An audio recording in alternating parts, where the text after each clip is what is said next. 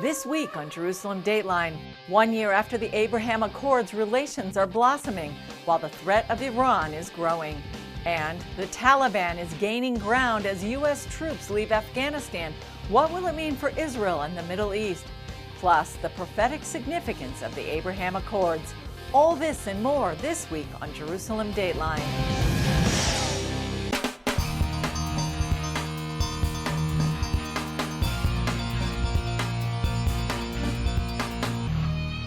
Hello and welcome to this edition of Jerusalem Dateline. I'm Julie Stahl, filling in for Chris Mitchell. Mid-August marks the one-year anniversary of a peace deal much of the world never saw coming. The Abraham Accords, initially involving Israel and the United Arab Emirates, soon opened other doors. Here's a look at the historic creation and what lies ahead. When Israel and the UAE normalized relations, it became the first peace agreement between the Jewish state and an Arab state in 26 years. Within 4 months, Bahrain, Sudan, and Morocco also signed on to the Abraham Accords. It is very rare that there's an opportunity for a win-win that can be transformational, not just for a country, but for a region. And the Abraham Accords is that transformational moment in history. What makes these agreements different is the focus on including business, tourism, education, and research between the countries. That's helped open the doors to nearly $2 billion worth of business deals. This has been a very unique opportunity between UAE and Israel to come with an agreement of peace and tolerance together. What this has done is realign the Middle East between countries that want peace and prosperity and countries that don't, and countries that want to continue to battle age-old conflicts and don't care about their people as much as they should. Jerusalem Deputy Mayor Fleur Hassan Nahum and Abdallah Bakr worked together on the UAE-Israel Business Council. The Abrahamic Accords, it's not about the Jews and the Muslims. It's also, you have other nationalities, other religions that they're involved into this, because we all live together. We hope that the momentum that is created will be enough for other countries to join the alliance of the good countries in the Middle East. That kind of thinking led to an agreement this week between the Jerusalem Center for Public Affairs and Bahrain's leading research institute. In light of Iran's recent attacks on ships, it aims to build a coalition of Abraham Accords countries and others in the region. When people of similar sentiments in the Middle East work together and expose what they are doing across our region and suggest a different path, we can actually win that war of ideas. When it comes to the Accords, the United States played a major role, including players like Aryeh Lightstone, former advisor to the U.S. ambassador to Israel. There was an artificial line dividing Israel and other nations in the region and beyond, and it just didn't make sense. Lightstone says the U.S. brought allies together, erasing unnatural divides and trying to remove the hurts. Look at the places that are pillars of hope and light for the region. Bahrain, the United Arab Emirates, and obviously the State of Israel. When they can work together, it's going to drive more opportunity for more people in the region. Given the recent leadership changes in the U.S. and Israel, some feared the Accords might not last. The Abraham Accords and peace in general is not a Republican thing. It's not a Democrat thing. It's an American thing. And America belongs steering this car in order to gain this transformation, and we should be there. You know, the Americans did the fantastic thing of creating the circumstances for this peace and pushing us all together. But now that it's been signed, everybody's 100% committed, and now it's got its own legs. Lightstone's advice to those on the outside is to continue to pray. They're called Abraham for a reason. This is the reunification of Abraham's children. This was brought together by the United States of America, who saw the region clearly, embraced our friends, and made very clear demands of our enemies. Israeli Foreign Minister Yair Lapid traveled to Morocco in the first trip of its kind since 2003. It comes less than a year after they agreed to normalize relations as part of the Abraham Accords. The foreign ministers of the countries signed 3 accords aimed at strengthening ties in tourism, economy and trade, and diplomatic cooperation. While there, Lapid also opened Israel's diplomatic mission in the capital of Rabat. He also said the two countries agreed to upgrade to full embassies in both countries and open direct flights on Royal Air Morocco to Israel. A flurry of diplomatic activity surrounds Jerusalem, but while much of it has been about peace and celebrating the fruits of the Abraham Accords, the common threat of Iran looms large. Bahrain's Undersecretary for Foreign Relations said he was in Israel to talk about peace. He signed accords with 3 Israeli think tanks, but he told the Jerusalem Post that Israel and Bahrain are collaborating on the Iran threat. Earlier, he said the JCPOA has caused more instigation and extremism in many different regions across the Middle East. Meanwhile, Israeli Prime Minister Naftali Bennett met with CIA Director William Burns. The visit comes after Iran has been accused of attacking ships in the Gulf of Oman, and its Lebanese proxy Hezbollah fired rockets at Israel. A statement from Bennett's office said the two discussed tightening intelligence and security cooperation, as well as the situation in the Middle East with an emphasis on Iran. And Defense Minister Benny Gantz, who also met with the CIA director, toured the northern border with Lebanon following the Hezbollah rocket attacks on the area. Gantz said the crisis in Lebanon is devastating and Israel is ready to help, but Israel won't allow the tragedy to cross the border. We are all well aware of Hezbollah's attempts to exploit the situation at the expense of the safety and livelihoods of Lebanese citizens under the direct influence of Iran. Former Israeli ambassador to the U.S., Michael Oren, says Hezbollah is taking advantage of the situation. Israel's response to an attack by Hezbollah has always been to then respond against Lebanon, against the host country, by hitting its utilities, hitting its gas lines, hitting its airport, closing down its electricity.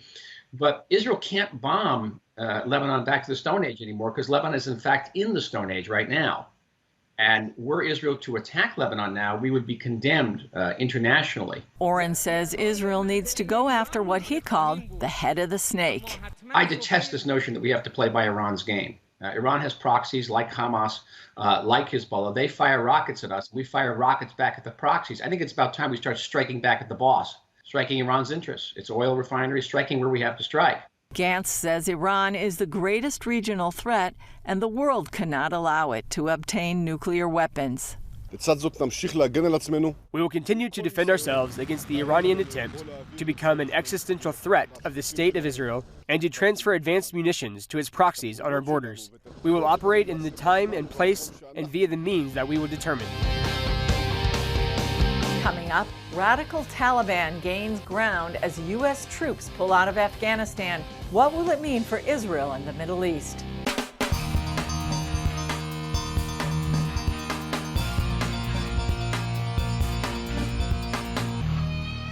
Just when everyone in the region was counting on a strong America, U.S. troops are pulling out of Afghanistan after nearly 20 years, and the scene is not good. As CBN News senior reporter Dale Hurd tells us, radical Taliban fighters are taking over provincial capitals and the countryside at an alarming rate, as the Afghani military seems unable to stop them. Another key city fell to the Taliban Sunday as American-trained government forces continue to collapse and surrender. Now the U.S. Embassy is urging all Americans to leave the country immediately. Taliban fighters seized the strategic capital of northern Afghanistan's Kunduz province Sunday, the fourth provincial capital to fall to the Taliban in less than a week. The swift advances come as U.S. and NATO troops complete their pullout after nearly 2 decades in the country. Thousands of Afghan civilians have died in the fighting. This woman says, "My husband was martyred, and then we left our village. My niece's husband was also martyred." Some Taliban fighters are already secretly inside the capital of Kabul, waging an assassination campaign. The director of the government media center was shot and killed Friday, just days after an assassination attempt on the defense minister. After the U.S. spent billions of dollars training and shoring up Afghan forces, several pro-government commanders have surrendered to the Taliban without a fight. Similar scenes happened when the U.S. pulled out of Iraq in 2008. Eventually, the rise of the ISIS terror group forced the U.S. to return. The former U.S. ambassador to Afghanistan, Ryan Crocker, told ABC he still expects a strong defense from pro-government forces in the large cities, but that the U.S. must speed up efforts to get Afghans who helped American forces, like translators, out of the country. What needs to be done right now is to ramp up the evacuation, get more flights in faster. The Taliban will kill everybody, and they will torture them in front of their family and kill them. Former missionary to Afghanistan and author John Weaver says Muslim converts to Christianity are in special danger. There are a few thousand Muslim background believers who are following Jesus now. They love Jesus. It's a small group type of a venue. It is slowly spreading, but it is very dangerous, very difficult for them. In a clear sign of panic from Washington, the U.S. dispatched B-52 bombers and Spectre gunships to Afghanistan Friday to try to hold the Taliban at bay, killing as many as 500 of the fighters. Dale Hurd, CBN News. As we've seen, the situation in Afghanistan is dire. Britain's defense minister said he thinks al-Qaeda could even return. Take a look at what experts in Israel are saying. The U.S. pullout from Afghanistan is sending the wrong message to the Middle East and others like China, Russia, Iran, and Turkey. The fact that the United States is leaving will empower groups like the Taliban or other extremists. It will also empower a lot of America's, let's say, adversaries or enemies or countries that want to take advantage of the decline of America a bit in the region. The message being that America is withdrawing, that America is abandoning its allies, that America is leaving hundreds of thousands of civilians, particularly women civilians in Afghanistan, to their fate at the hands of the Taliban. If anything, America thinks that you can do that without serious geopolitical and strategic ramifications around the world, they're kidding themselves. Earlier this year, President Biden announced that the U.S. would withdraw its troops from Afghanistan by the 20th anniversary of the 9/11 attacks on the U.S. Since then, the Taliban has taken over many regional capitals and assassinated a number of Afghani government officials. An added element, according to author Seth Frantzman, is how the Taliban was welcomed in other countries long before the pullout. The Taliban is ostensibly a terror army, and yet the Taliban was being hosted by China, Russia, Qatar, Turkey. I mean, all these different places were kind of open to talking to them. And I think what happens when the international community, let's say, gives a red carpet or whitewashes these types of groups, I think that's concerning to Israel. Middle East expert Michael Oren says it will embolden others outside the region, too. I think that China will make conclusions about its position in the South China Sea vis-a-vis Taiwan, the Russians about their position in the Middle East and Eastern Europe and Ukraine. I think that it is human nature when people see a formerly very strong person withdrawing, they see a vacuum. And vacuums, are abhorred by nature, but also by international relations, and they will fill up these vacuums. Meanwhile, as the Taliban gobbles up ground, many are asking what happened to the military mission and billions spent training and beefing up Afghan security forces. Up next, an Israeli technology that makes water out of air and friends out of enemies.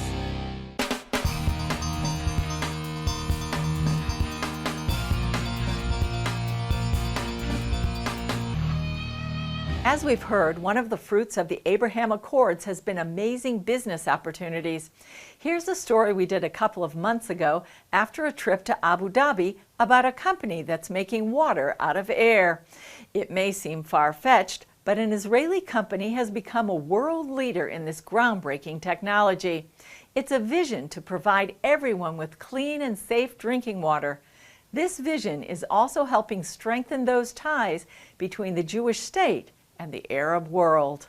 Abu Dhabi is a modern jewel in the Middle East and capital of the United Arab Emirates. Located on the Persian Gulf, you might think it has plenty of water, but there's a problem. I'm not talking just about the ocean that you see outside.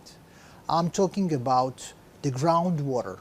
It's all very, very salty and undrinkable. Last year, the UAE became the first Arab state in more than 25 years to make peace with Israel. when it signed on to the Abraham Accords. That opened the door for WaterGen. The second I heard and saw that the Abraham Accords were signed, I dropped everything I was dealing with and went directly to the UAE in order to strengthen the accords. Dr. Michael Mirilashvili is owner and president of WaterGen, which makes water out of air. Now that technology is helping make friends out of former enemies. We started here almost 6 months ago, and today our machines installed all over Abu Dhabi. Temperatures in Abu Dhabi regularly soar to 100 degrees and above, and that's hot. But this WaterGen machine here in the Al Fay Park gives water and refreshment to those who come to enjoy and play. The United Arab Emirates is very, very similar to Israel because it's a relatively young country that is located in the middle of the desert. Now WaterGen and the Emirati company Al Dakra Group have signed a landmark agreement for a water research program. We opened a water research institute in the UAE, which is a sub-institute from Tel Aviv University in Israel, named after my father, Moshe Mirilashvili. It helps us at WaterGen to produce a formula for the best premium water in the world, which will be the tastiest, the cleanest, and the healthiest in the world. Ben-Gurion University of the Negev is also involved. President Daniel Chamovitz says the goal is to combine research on water and agriculture. What we're doing with WaterGen is bringing these two institutes together such that with water purified through WaterGen from the air can then be used to funnel into agricultural systems to provide horticulture in desert urban settings. Another major announcement came with laying the cornerstone for a WaterGen production facility in the UAE. It will provide products here for other Gulf states and Africa. They have a dream. Also, it's our dream and vision that the Abraham Accords impact not only the Middle East, but the entire world and demonstrate that peace, cooperation, and mutual respect are much more beneficial than animosity. While 70% of the Earth's surface is covered by water, only half of 1% is fresh water. More than 2 billion people don't have access to safe drinking water. That's where WaterGen comes in. My main goal is that every person in the world could afford to use our machines and have the best drinking water. WaterGen co-CEO Michael Rootman explains how WaterGen works. For the last 100 years, people were using a very, very simple mechanism called the heat exchanger in order to cool air. When the air is reaching a dew point temperature, the humidity is separated and you get water. Company scientists work to reinvent the heat exchanger. Now, with this revolutionary patented new heat exchanger, we can extract up to 5 times more water per 1 kilowatt of energy than any other technology on the market. Their biggest machine makes some 1,300 to nearly 1,600 gallons a day. We're going to introduce bigger machines in the future, but factories know, because the whole idea here is about decentralization. The whole idea is to place as many small machines or medium machines all around the place and to create the water when you consume it. That includes a small genie machine for the home and even for cars to provide running water while you drive. Already in more than 80 countries, WaterGen has also placed machines in the Gaza Strip powered by solar panels. Ambassador Eitan Naeh, head of mission in Abu Dhabi, tells CBN News what makes this partnership so strategically important. What we see around WaterGen is that it defines the reason why the United Arab Emirates wanted to have such relationships in the first place with Israel, which is about what we can give each other, technology and scale up. Naeh adds why that combination leads to a strong synergy. It's really a symbol of our relationship. We create water from the air. We create relationships. We create contacts. We create business and trade out of animosity or indifference before. Friends out of enemies. So this is what we're heading for, hopefully. Mirilashvili says a key part of the decision is that the UAE didn't choose WaterGen just because it's Israeli. They tested a lot of companies and compared, and they realized that we had an edge over everyone else. They told us, no one can even compete with you. He says that's led to a stronger partnership with very good people. When one has good and serious intentions, the Almighty always lends His help. Still ahead, are the Abraham Accords a sign of prophecy unfolding?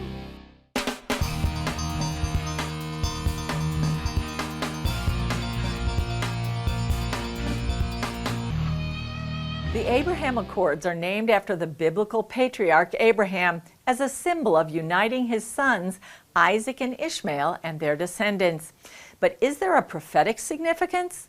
When the Accords first unfolded, author Joel Rosenberg explained to CBN Middle East Bureau Chief Chris Mitchell how he believes the Accords fit into prophecy. We watch in the book of Ezekiel, chapters 38, 39, what's known as the eschatological future war of Gog and Magog, is the Arab states being very calm and quiet towards Israel. Israel reconstructed, peaceful, prosperous, calm, secure, and then a Russian-Iranian-Turkish alliance forming against Israel. The Bible talks about a confederation of nations, including Put, Cush, Persia, Magog, Gomer, and Tubal coming against Israel. Now, I'm not saying the war of Gog and Magog is imminent. I'm saying is the trend lines of peace in the Middle East with a Russian-Iranian-Turkish axis. This is exactly where we're heading. This is the trajectory, and it's something that should cause all Christians to watch carefully and to continue to pray for the peace of Jerusalem. President Erdogan and Iran both have their sights set on Jerusalem. Erdogan said recently he wants to liberate the Al-Aqsa Mosque, and Iran wants to conquer the Holy City. Chris Mitchell, CBN News, Jerusalem. It's important to continue to pray for the peace of the region, for the people and the situation in Afghanistan, and, as the Bible tells us, for the peace of Jerusalem. Well, that's all for this edition. Thanks for joining us. Remember, you can follow us on Facebook, Twitter, Instagram, and YouTube. And you can also access CBN content through our CBN News and other CBN apps. And don't forget to sign up for our email blasts so you can continue to receive all of our exciting CBN content. I'm Julie Stahl. We'll see you next time on Jerusalem Dateline.